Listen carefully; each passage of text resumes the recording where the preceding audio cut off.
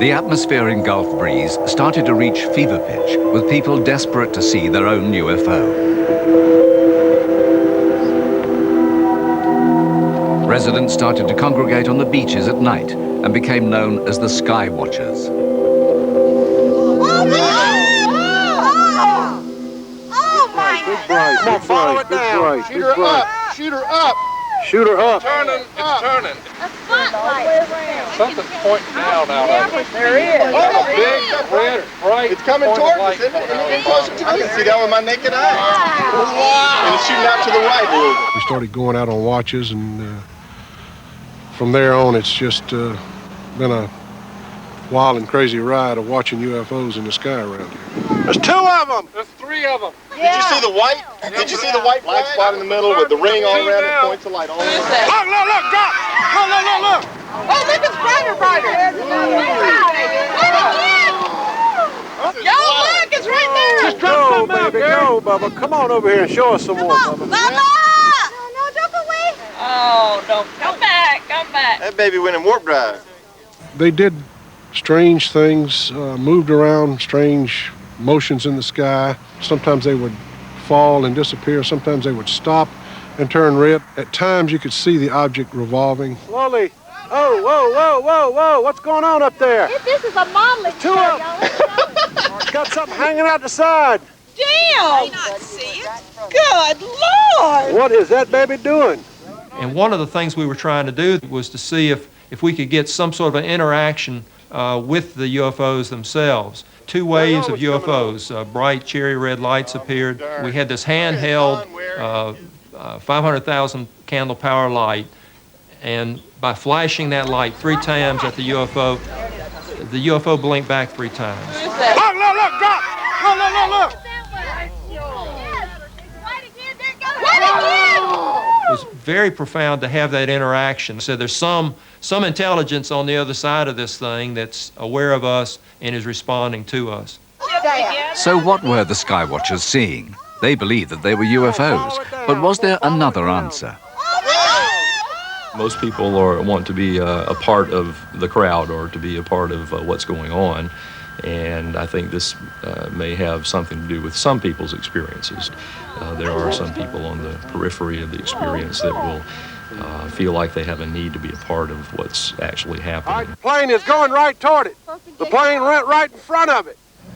If people really had seen something, could the answer be found closer to home? Gulf Breeze has one of the world's highest concentrations of air bases, which makes it almost impossible not to see an aircraft when you look up at the sky. A large number of people, perhaps even as much as 80% of the more people observe craft in the area, are simply observing misidentified objects such as the planet Venus or a meteorite, or simply airplanes observed by an untrained eye. And we identify a lot of reports as being aircraft. But ex-US Air Force pilot Bland Pugh believes he has pictures which prove otherwise. I started out taking fast photography, if you will, using 1,000mm film. All I was getting, no matter what I did, was a red light and/or a red light with an orange center. I knew there had to be something else there, so the only thing that I could think of was to go to a time exposure. We noticed that there was some movement left to right. We could see that these oscillations were in a set pattern. Bland also photographed aeroplanes, comparing their straight flight patterns with the erratic path of the UFOs. I spent almost 5 years in the military, in the Air Force. I've seen enough airplanes. I've been in enough airplanes. I was a pilot at one time. I'm sorry, they're not airplanes. Inconclusive, perhaps. More intriguing are a set of pictures taken of a reported incident in January 1994. 3 F-15 Eagle fighters were claimed to have approached an unidentified craft hovering over Santa Rosa Sound, Gulf Breeze. There are 3 jets, 2 high and 1 low, coming in towards this object.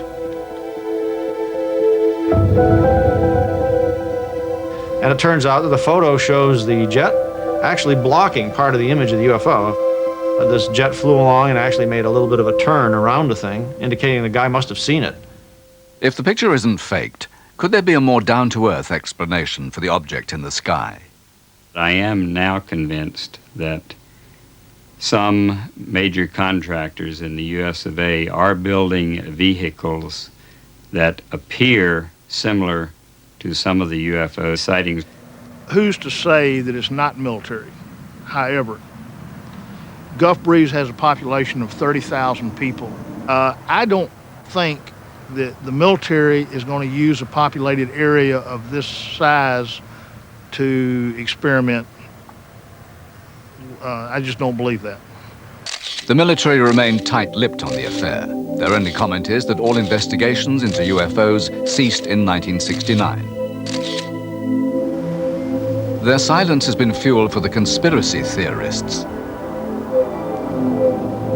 Top of their list was an incident involving 6 soldiers from the 701st Army Intelligence Unit based in Augsburg, West Germany. Their job had been to decipher highly sensitive and top-secret radio and satellite transmissions.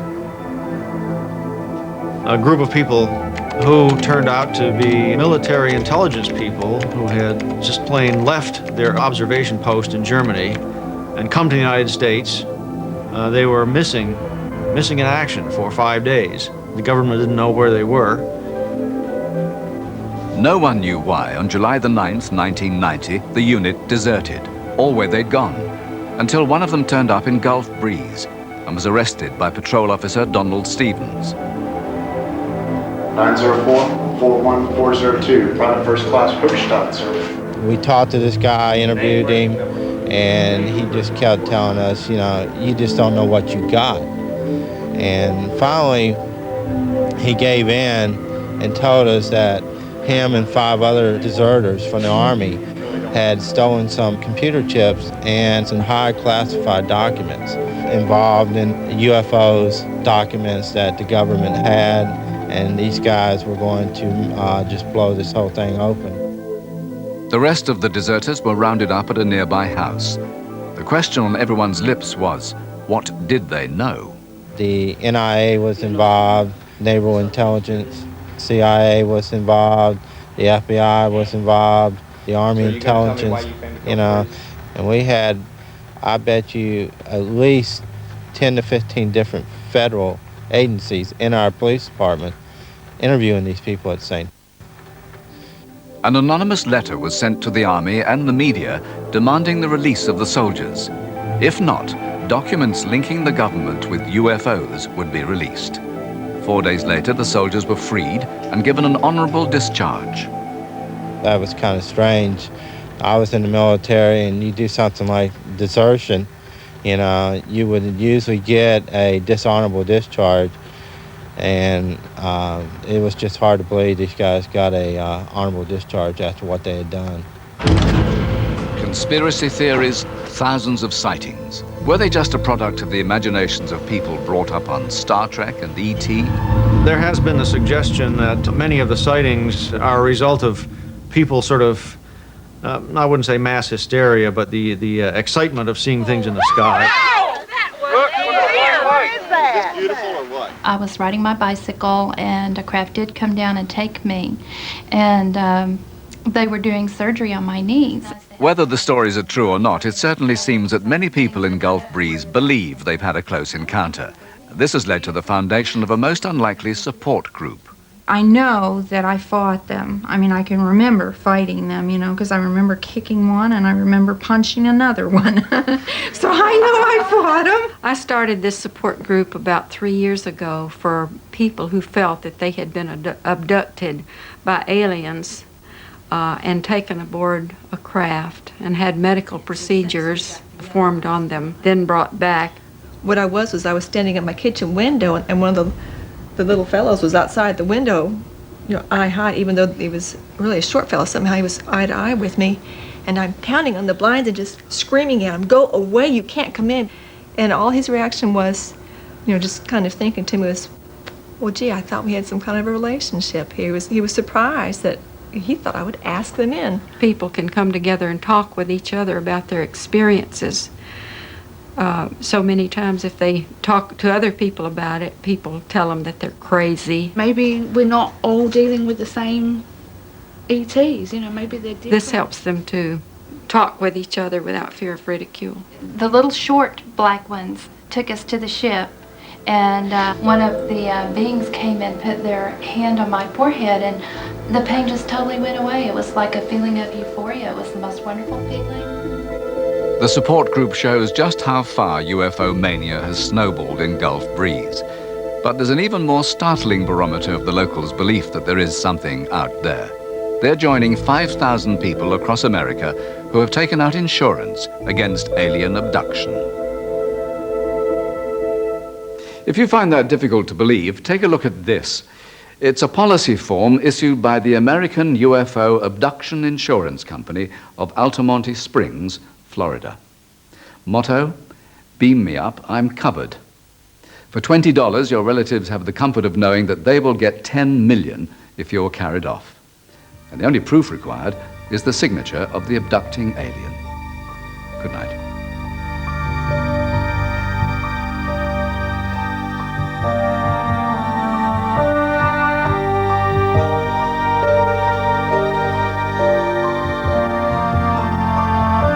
Strange but True Encounters continues at the same time next week. Years